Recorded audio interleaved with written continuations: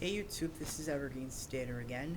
I'm back. I haven't shot a video since August, and I'm just glad to be back.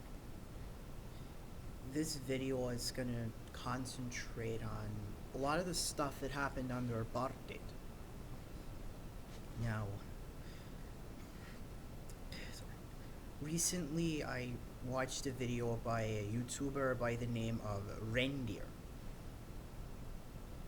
and originally the video was about Julius Malema, the leader of the ANC Youth League, trying to shut down Twitter, and the mines in South Africa being nationalized. And, well, as you can see, a lot of people don't agree with that.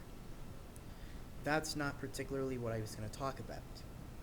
What I wanted to talk about were a lot of the comments left on there. Because personally, I think some of those comments are just made, well, it's not surprising they were all made out of prejudice, but some of the comments left on his video, well, you had people suggesting that we should return back to apartheid. And when I say we, never mind, I'm not going to say we, I'm going to say there are suggestions that South Africa should be returning to apartheid. What kind of garbage is that? Oh yeah, and there are other people suggesting that South Africa was better under apartheid. Well, I decided to go and read some history about this. I needed to go and do the research for myself.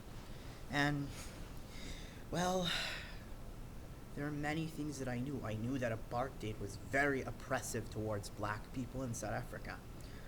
Well, what I didn't know was about Dimbaza. Now, Dimbaza is a town in South Africa in the Eastern Cape.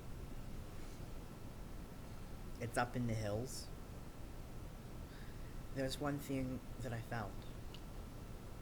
Back in the 60s and 70s, a lot of black families were basically forcefully removed from, I don't know which part of South Africa, but apparently they were living there illegally, because apparently, from what I've heard, it was basically too close to a white area. I don't know where. All I know is that a lot of these families were placed in what is now Dimbaza. And what happened? You gotta think about this. Houses were not properly built, no running water, built from tin roofs and concrete. And oh yeah, you're on a waterless area up in a hilly area. And unlike most parts of Africa, South Africa has some places that get cold in the winter. And the way these houses were built, it got too hot in the summer, too cold in the winter for you to live there. And a lot of the old people and the very young died. And oh yeah, there are a lot of people who died of malnutrition, especially children. In a way, this removal kind of reminds me of what Joseph Stalin would have done. It's not too much like that in some ways. People died, people were forcefully removed, people were placed in places where it was almost impossible to survive. Placed in situations. Now, there are some people who say, oh, that's their fault for living where they were illegally. Well, I don't care what you... Well, I'm not gonna lie. The only reason it was illegal because this was apartheid. Apartheid, a lot of things were done that were basically oppressive.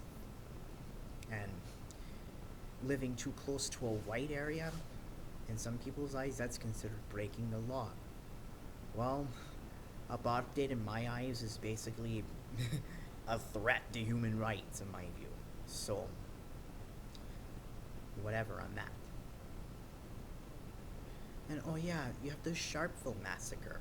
South Africa had a little thing called the pass laws. You had to carry a pass everywhere telling where you were from, what you were doing there, and you weren't allowed to live wherever you wanted. You had to do as the government told you to do, especially for black people.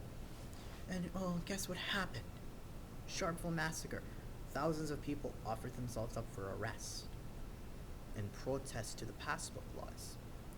And some of that turned into violence, and you had sort of a big massacre. 69 people got shot and killed. Because, you had,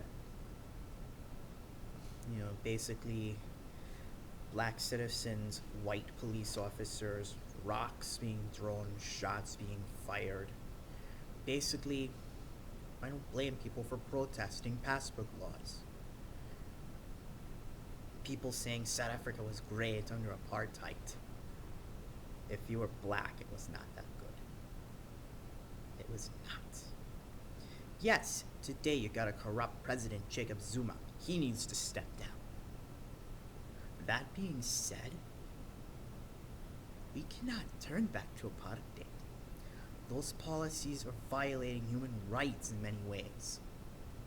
And that's all I gotta say about that. This is Evergreen Sater signing off.